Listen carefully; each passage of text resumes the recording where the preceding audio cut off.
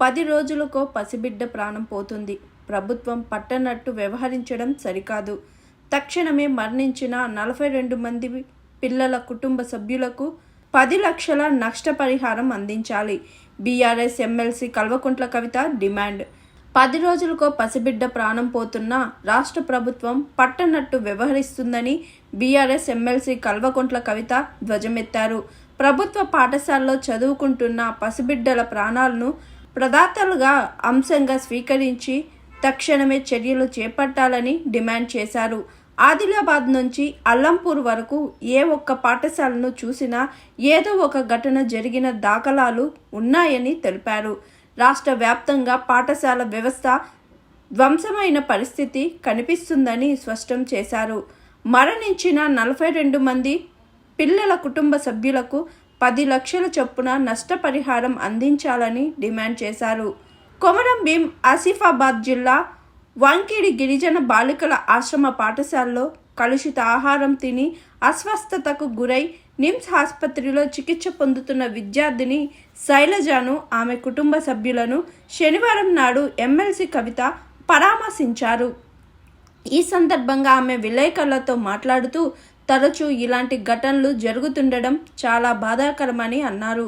శైలజ ఇంకా కూడా వెంటిలేటర్పై ఉన్నట్లు తెలియజేశారు. పసిబిడ్డల ప్రాణాలు పోతుంటే ప్రభుత్వం పట్టనట్టు ఉండడం సరికాదని సూచించారు. ప్రభుత్వం వచ్చిన 11 నెలలు అవుతుంది. సగటున నెలకు 3 చొప్పున ఇప్పటి వరకు 42 మంది ప్రభుత్వ పాఠశాలలో చదువుతున్న బిడ్డలు ప్రభుత్వ నిర్లక్ష్యం కారణంగా ఆహారం విషతుల్యమై మరణించారు. సగటున 10 రోజులకు ఒక పసిబిడ్డ ప్రాణాన్ని ప్రభుత్వం పొట్టన పెట్టుకుంటుందని ఆవేదన వ్యక్తం చేశారు కవిత.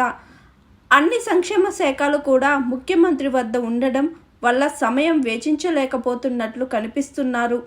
కనీసం 10 నిమిషాల సమయాన్ని కేటాయించి సమీక్ష చేసే పసిపిల్లలను కాపాడే పరిస్థితి ఉంటుందని సూచించారు. నారాయణపేట హాస్టల్లో విషతుల్య ఆహారం తినడం కారణంగా పిల్లలు అనారోగ్యం పాలైన తర్వాత ముఖ్యమంత్రి సమీక్ష చేసిన మరునాడే అలాంటి మరో ఘటన జరగడం ఆందోళనకరమని అన్నారు. పిల్లలు కూడా ధర్నా చేస్తున్నారని గుర్తు చేశారు.